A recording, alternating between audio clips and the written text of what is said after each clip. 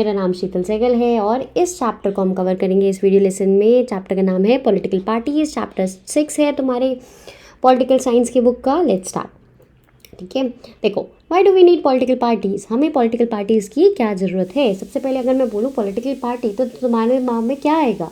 तुम्हारे दिमाग में कांग्रेस आएगा, बीजेपी आएगा, आम आदमी पार्टी आएंगी, ठीक है, तृणमूल कांग्रेस आ सकता है। तो पॉलिटिकल पार्टी सबसे विजिबल इंस्टीट्यूशन है डेमोक्रेसी का। डेमोक्रेसी का तुम्हें पता है ना बच्चों कि इलेक्शन को ना डेमोक्रेसी का त्यौहार बोलते हैं। इलेक्शन को क्या बोलते हैं? डेमोक्रेसी का त्यौहार। दैट इज़ डेमोक्रेसी में जो फेस्टिवल है दैट इज़ इलेक्शन। और इलेक्शन में एक सिग्निफिकेंट रोल प्ले किसने किया है? पॉलिटिकल पार्टी ने किया है। हमारे not know anything about our constitution. हाँ, लोगों को हो सकता है कॉन्स्टिट्यूशन, प्रियम्बल, फंडामेंटल राइट्स ये सब ना पता हो, पर उन्हें पता होता है कि कौन सी पार्टी अभी सत्ता में है, कौन सी पार्टी को उन्हें वोट देना है और किस पार्टी की क्या प्रोज है और क्या कॉन्स है। तो पॉलिटिकल पार्टीज जो होती है कॉमन लोगों के एंड तक जाती है। तो सबसे यहाँ पे क्वेश्चन आते हैं कि हमें पॉलिटिकल पार्टी चाहिए क्यों, ठीक है, और इन्हीं सबके सवालों के जवाब हम इस चैप्टर में ढूंढने वाले हैं।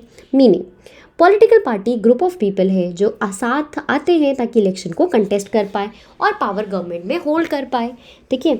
ये एग्री होते हैं सेम पॉलिसीज़ में, प्रोग्राम में for society with a view to promote the collective good. ये चाहते हैं सोसाइटी का कलेक्टिव गुड। सिंस लोगों के डिफरेंट व्यू हो सकते हैं तो पर्टिकुलर सेम व्यू वाले सेम पार्टी में आ जाते हैं, ठीक है।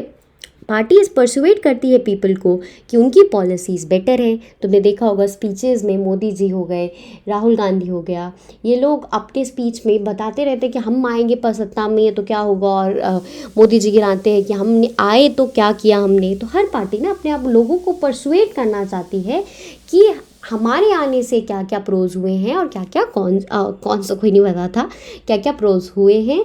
और जो नहीं है पार्टी सत्ता में वो बोलेगी क्या क्या प्रोज हो सकते हैं, आप हमें वोट दोगे तो हम आपकी ये बेटर कर देंगे, ये स्कीम चला देंगे, ठीक है।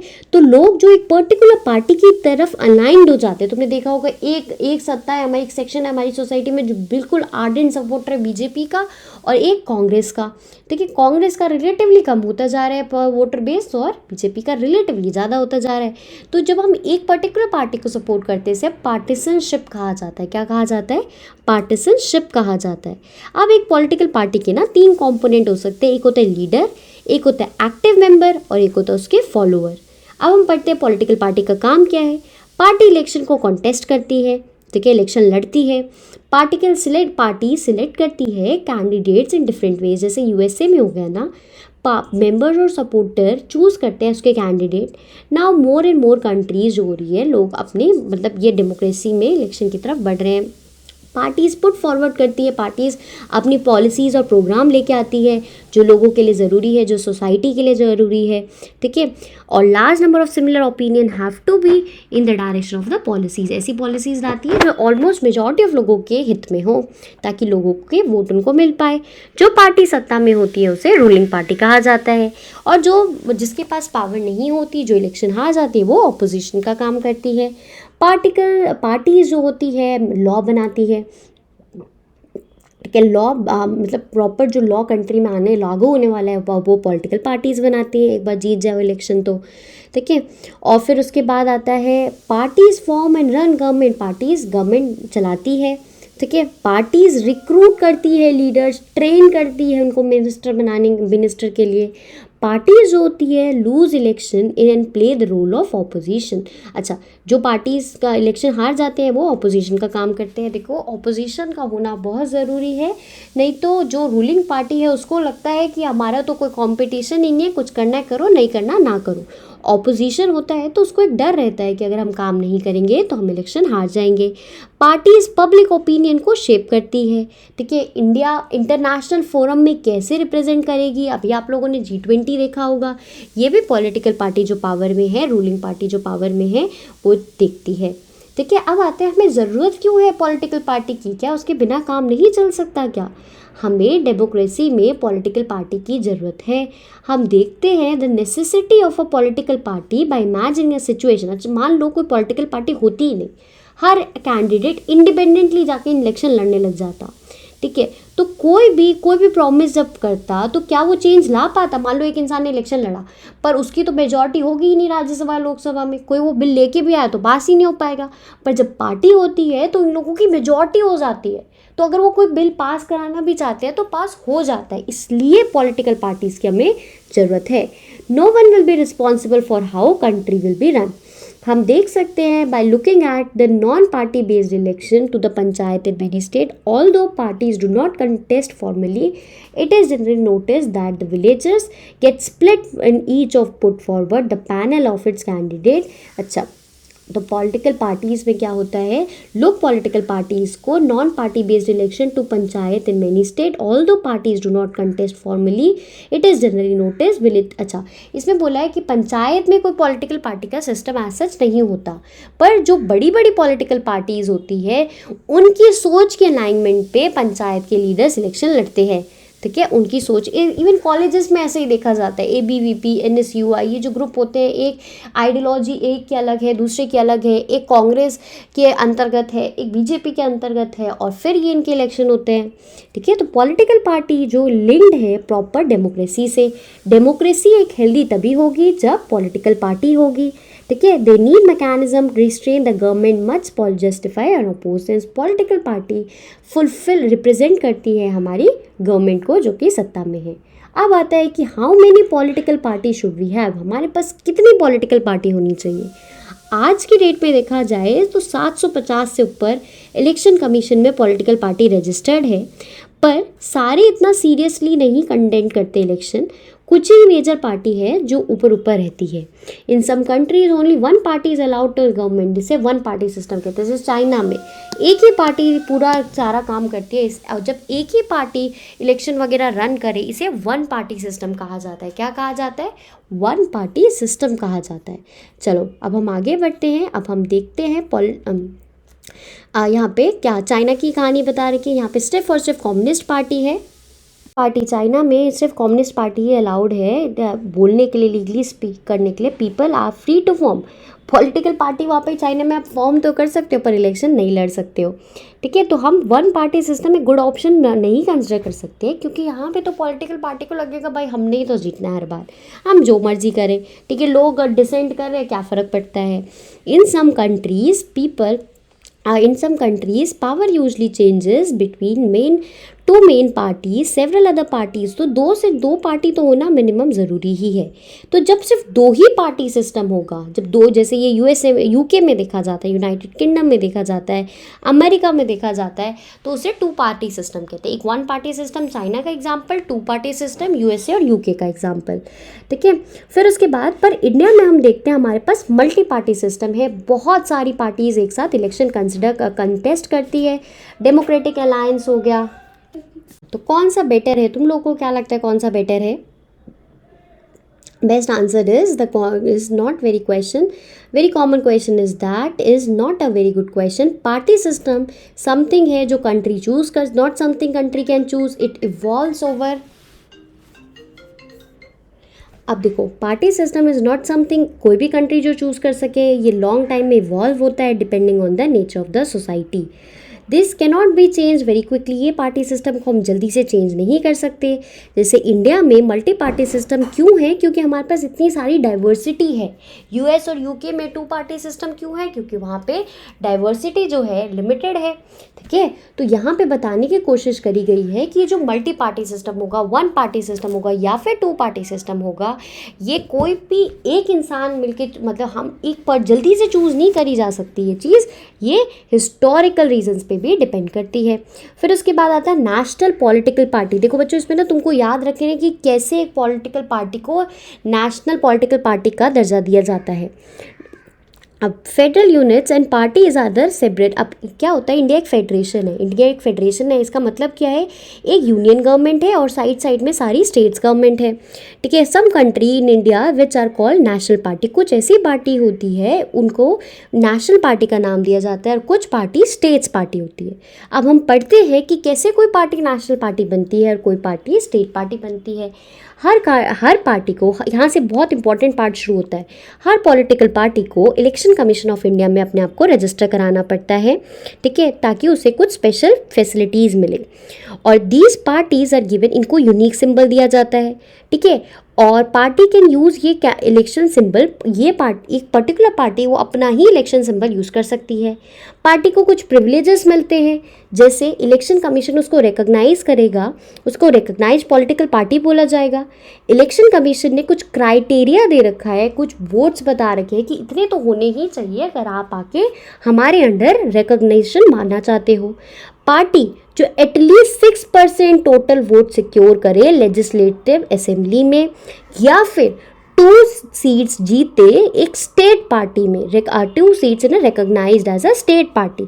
ये प्लीज़ याद रखना, इसको ना पॉइंट्स में बना लेना। एक पॉइंट, या मैं इसके क्वेश्चन आंसर डिस्कस करूँगी तो फिर करा दूंगी ये, ठीक है, कि कैसे या तो 6% उसे टोटल वोट मिलना चाहिए लेजिस्लेटिव असेंबली में, या फिर उसने एटलीस्ट 2 सीट जीती हो स्टेट पार्टी की तरह, और या फिर उसके पास 6% टोटल वोट आए हो लोकसभा इलेक्शन के अंदर, और 4 सीट एटलीस्ट जीती हो लोकसभा के अंदर एज उसको रिकॉग्नाइज किया जाएगा नेशनल पार्टीज। इसको आप लोग ना 1 2 3 4 पॉइंट करके लिख लेना, और फिर इसको तो ज़रूर ही याद करके जाना, इस चैप्टर से इसी पे क्वेश्चन आ जाता है।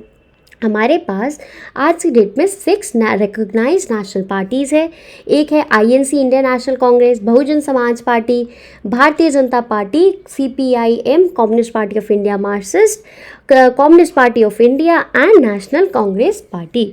अब हम पढ़ते हैं स्टेट पार्टीज़ कौन सी होती है। ये तो नेशनल पार्टी थी जो नेशन में, पूरी नेशन के लिए जो 6 पार्टीज़ है, इसके अलावा हर स्टेट में अपनी अपनी अलग पार्टीज़ होती है। जैसे तुम देखो हर स्टेट में एक समाजवादी पार्टी, ठीक है, समानता पार्टी, राष्ट्रीय Janata Dal, have national political units in several states.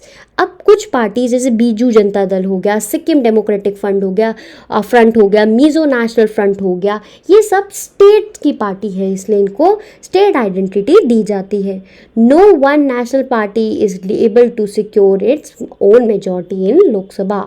कोई भी एक, अच्छा अब क्या है, कोई क्या किस तरीके से कोई पार्टी स्टेट पार्टी बनती है उसके बारे में हम लोग पढ़ने वाले हैं, ठीक है। उसके अंदर स्टेट पार्टी बनने के लिए क्या होगा, वो पर्टिकुलर इतने वोट्स नहीं है कि वो लोकसभा का कोई इलेक्शन पर्टिकुलर जीती हो, पर वो अपने स्टेट्स में बार बार जीत जाती है, ठीक है, कोलिशन फॉर्म कर लेती है, तो ये सब स्टेट पार्टी का हिस्सा हो गया, ठीक है। रीजनल पार्टी इन इंडिया, ये मैप तुम लोग बाद में स्टडी कर लेना। पॉलिटिकल पार्टीज़ में क्या क्या चैलेंजेस है, अब हम इसको देखते हैं। पहला चैलेंज है कि लोगों में ना पॉलिटिकल पार्टीज़ में अंदर ही अंदर डेमोक्रेसी नहीं है। पॉलिटिकल पार्टीज़ में अंदर ही अंदर डेमोक्रेसी नहीं है, ठीक है। मतलब पॉलिटिकल पार्टी, जैसे मान लो एक एग्जांपल देती हूँ कि BJP में सिर्फ अमित शाह या फिर मोदी जी की चल रही है, तो ये क्या हो गया, कोई और लीडर बोलना चाहेगा तो उसकी नहीं चलेगी, तो अंदर ही डेमोक्रेसी नहीं है। डेमोक्रेसी के लिए पॉलिटिकल पार्टी ज़रूरी है, पॉलिटिकल पार्टी के अंदर ही वो लोग एक्सप्रेस नहीं कर पा रहे हैं, तो ये भी एक बड़ी दिक्कत वाली बात है। Parties do not keep membership registers, do not, इनकी रोज़ मीटिंग नहीं होती, कोई इंटरनल इलेक्शन नहीं हो रहा है, ऑर्डिनरी मेंबर जो है सफिशिएंट इन्फॉर्मेशन ही नहीं चल रही कि क्या चल रहा है पार्टी में, कोई कनेक्शन नहीं है, कोई इन्फ्लुएंस नहीं है। लीडर्स एज्यूम करते greater power to make decision in the name of party. One of few leaders exercise power, और 1 और 2 लीडर ही है जिसके पास सारी पावर है, बाकी सब ऐसे ही हैं, उनके पास रिलेटिवली इतनी पावर नहीं है, ठीक है। More than loyalty to the party principle and policies, personal loyalty to the leader become बहुत मोर इम्पॉर्टेंट। मतलब पार्टी की तरफ लॉयल्टी नहीं, पर्टिकुलर लीडर की तरफ लॉयल्टी होना ज़रूरी होता जा रहा है।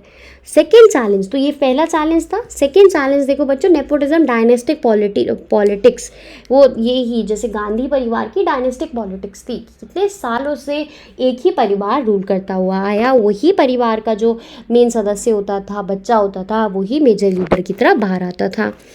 Unfair, and remember, this is also bad for democracy since people who do not have adequate experience or popular support came to occupy a position of power. This, तो जिसके पास प्रॉपर सपोर्ट भी नहीं वो भी पावरफुल बन जा रहा है, ठीक है। मनी एंड मसल, तीसरा चैलेंज, तो सेकंड चैलेंज क्या था, नेपोटिज्म, सेकंड चैलेंज क्या था, परिवारवाद, ठीक है, डायनेस्टिक पॉलिटिक्स। तीसरा चैलेंज है मनी और मसल, जिसके पास पैसा है, जिसके पास पावर है, वही बार बार जीतता रहता है, ठीक है। नॉमिनेट दोस्त उन्हीं को नॉमिनेट करते हैं जिसके पास खूब पैसा हो। रिच मेंबर जो होते हैं ना, कैंपेन कर सकते हैं, खूब पैसा उड़ा सकते हैं, खूब सारे लोगों को कलेक्ट कर सकते हैं। फोर्थ चाल, और जो गरीब अगर इलेक्शन में खड़ा भी कर देंगे तो कैंपेन ही नहीं कर पाएगा वो अच्छे से, तो ये भी एक दिक्कत वाली बात है। हो सकता है ना वो गरीब ज़्यादा स्किल वाला हो, ज़्यादा ईमानदार हो, और अब जो रिच है, मसल पावर वाला है, वो इतना ना हो। चौथा चैलेंज जो है वो है पार्टीज़ ना मीनिंगफुल चॉइस ही नहीं देती वोटर्स को। For example, Labour Party Conservative Party के अंदर बहुत लिटिल है, they agree on fundamental but differ only in details. मतलब ऐसा कोई यूके का एग्जांपल ले लो, वहाँ पे जो एक लेबर पार्टी है, एक कंजर्वेटिव पार्टी है, दोनों ऑलमोस्ट सारे चीज़ों पे एग्री ही करती है, बस कुछ ही डिटेल में वो लोग डिफ़र करते हैं, ठीक है। अब आता है, ये तो हमने पढ़े क्या क्या चैलेंजेस थे, उससे पहले हमने पढ़ा नेशनल पार्टी कौन सी थी और स्टेट की पार्टी कौन सी थी। अब हम पढ़ने वाले हैं कि कैसे इन पार्टीज़ को रिफॉर्म कर सके, इस पर भी एक क्वेश्चन आ जाता है अपने आप पे, इम्पॉर्टेंट है, ध्यान से सुनना, इसके बाद हमारा चैप्टर का ये लास्ट लेके ख़त्म हो जाता है। देखो, रिफॉर्म माने चेंजेस, हम कैसे पॉलिटिक्स में, कैसे हम पॉलिटिकल पार्टीज़ के थ्रू रिफॉर्म, क्या पॉलिटिकल पार्टीज़ में रिफॉर्म ला सकते हैं। चलो अब इसके बारे में पढ़ते हैं। सबसे पहले let us look at some of the recent effort and suggestion. Constitution was amended to prevent elected MP and MLAs from changing their parties. अच्छा, आयराम गैराम की राजनीति हो गई थी। क्या होता था पहले, क्या होता था कि जो भी पार्टी जीतने वाली होती थी, लीडर्स क्या करते थे, अपने आप को उस पार्टी से अलाइन कर लेते थे, ठीक है। इसको कहते हैं आयराम गयाराम की राजनीति, क्योंकि एक राम नाम का एक लीडर था, तो उसने अपने एक दिन में 2 पार्टी चेंज कर दी, क्योंकि उसे लग रहा था वो वाली पार्टी जीतने वाली है, तो उस पर चला गया। पर जब थोड़ा सा और वोटिंग रिजल्ट आया तो उसे लगा वो वाली जीतने वाली है। तो ये तो दिक्कत है ना यार, लोग भरोसा करते हैं, आप अपनी पॉलिटिकल पार्टी में ही अगर अलाइन नहीं हो, उसी के लिए ही लॉयल नहीं हो, तो अब हमारे लोगों के लिए क्या करोगे, देश के लिए क्या करोगे, है ना। तो हम देखते हैं कि clear it has to step has led to greater internal democracy. तो defection in order to become minister और for cash for, now law says अगर कोई MP और MLA clear it step lead to the greater MP MLA changes party. अच्छा, अगर आपने party change करी एक बार इलेक्शन होने के बाद तो वो डिफेक्शन माना जाएगा, आपको उसके लिए पनिशमेंट दी जा सकती है। नेक्स्ट होता है, सुप्रीम कोर्ट ने एक लॉ पास किया था जिससे इन्फ्लुएंस, मनी का जो इतना इन्फ्लुएंस है वो कम किया जा सके, ठीक है। इसके बारे में हम क्या जानते हैं, सुप्रीम कोर्ट ने has passed an order to reduce the influence of money का इन्फ्लुएंस रिड्यूस करने के लिए अब मैंडेटरी है, जो भी चुनाव लड़ रहा है उसके लिए मैंडेटरी हो गया है अपना एफिडेविट फाइल करे, अपना एफिडेविट उसमें बताए कि उसके पास कितनी पैसे हैं, ठीक है। और एंड डर led to the decline influence of rich, उसका क्रिमिनल रिकॉर्ड क्या है, ठीक है, और उसके फैमिली मेम्बर के पास कितना पैसा है। इलेक्शन कमीशन ने ऑर्डर नेसेसरी करा है पॉलिटिकल पार्टीज़ को तो इनकम टैक्स रिटर्न अपना फाइल करो, तुम्हारे पास इतना पैसा आया कैसे, ये सब दिखाओ, ठीक है। आगे, beside these many suggestion are often में, ये तो था बच्चों, ध्यान से सुनना। अभी जो हमने 4 चीज़ें पढ़ी वो था कि कैसे पॉलिटिकल पार्टी में चेंज लाया गया है अभी तक, कैसे इलेक्शन में चेंजेस लाए गए हैं अभी तक। अब हम पढ़ेंगे इसके अलावा क्या कर सकते हैं चेंजेस लाने के लिए। पहला क्या कर सकते हैं, एक ऐसा लॉ बनाना चाहिए कि इंटरनल अफेयर भी पॉलिटिकल पार्टी का मैनेज हो, प्रॉपर रजिस्टर मेंटेन किया जाए, इनका अपना कॉन्स्टिट्यूशन हो, ठीक है। और फिर और प्रॉपर जो हाई पोस्ट में जाते भी हैं लोग पार्टी में, वो ईमानदारी से आगे बढ़े, काम के बेसिस पे आगे बढ़े। पॉलिटिकल पार्टी को मैंडेटरी कर देना चाहिए कि कुछ फीमेल्स को तो तुमको टिकट देना ही पड़ेगा। और next, there should be state funding of election, state fund करे इलेक्शन, ये भी ज़रूरी है। गवर्नमेंट क्या करे, थोड़ा सा बजट रख ले इलेक्शन के लिए और इतना इतना ही आपको खर्चा करना है उसी बजट के अंदर। इससे क्या होगा, एक्स्ट्रा जो पैसे का वेस्टेज है, जो सिर्फ अमीर आदमी जीत पा रहा है इलेक्शन, ये सब कम हो जाएगा। These suggestion have not been accepted, political party अभी तक ये सजेशन को एक्सेप्ट नहीं करती, पर अगर कर लिया तो बहुत सिग्निफिकेंट इम्प्रूवमेंट आएगी। दो अदर तरीके भी है जिससे पॉलिटिकल पार्टी में रिफॉर्म ला सकता है। पहला, petition, publicity and agitation. Ordinary citizen हो गए, प्रेशर ग्रुप हो गए, मीडिया, ये लोग बहुत इंपॉर्टेंट रोल प्ले करते हैं पॉलिटिकल पार्टीज़ के अंदर। ठीक है, ये एक्सपोज कर सकते हैं कौन सा लीडर है, ठीक है, कौन सा लीडर के पास क्रिमिनल रिकॉर्ड है, ये उनके बारे में बता सकते हैं। क्योंकि मीडिया, देखो ना, हमारे घरों में भी तो कितना कितना टीवी देखते हैं लोग। मीडिया एक इम्पॉर्टेंट रोल, देखो, और सैड बात क्या है बच्चों, तुम्हें पता है, मीडिया बिक जाता है। ठीक है, एक पर्टिकुलर पार्टी के ही अच्छी बातें दिखाएगा और दूसरे की ही बुराई दिखाएगा, तो ये तो दिक्कत हो जाती है। और पता है, कहते हैं कि मीडिया जो है ना, फोर्थ पिलर है डेमोक्रेसी का। पहला लेजिस्लेचर, एग्जीक्यूटिव, पार्लियामेंट के अलावा मीडिया इतना इम्पॉर्टेंट रोल है कि उसने पूरा हमारा डेमोक्रेसी को उठा रखा है। पर unfortunately most of the time media बिक जाता है। और डेमोक्रेसी की क्वालिटी डिपेंड करती है लोगों की पार्टिसिपेशन में, लोग वोट देने बाहर आए। ठीक है, और इसी के साथ हमारा चैप्टर कंप्लीट होता है। ध्यान रखना अपना, ध्यान से पढ़ना। नेक्स्ट लेसन में मिलते हैं। Bye bye. और समझ आया तो सब्सक्राइब कर देना। बाय।